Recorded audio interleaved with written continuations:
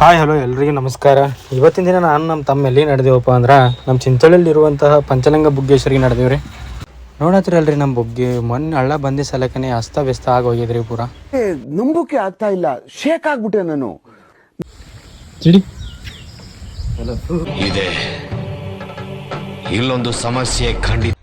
ಚಿಡಿ ಏನಾಗಲ್ಲ, ಬಿಸಿಲು ಬರ್ತಾ ಇಲ್ಲ. ಬಿಸಿಲು ಬಂದ್ರೆ ಚಿಡಿ ಅಲ್ಲ, ಚಿಡಿ ಚೀಟಿಂಗ್ ಚೀಟಿಂಗ್ ಚೀಟಿಂಗ್. ನಾನು ತಮ್ಮ ನೋಡ್ರಿ ಎಲ್ಲ ನಾ ಜಾರಿ ಬೀಳ್ತೀನಿ ಅಂತೇಳಿ ಈ ಹಳ್ಳಗೆ ನಡೆದಿನು.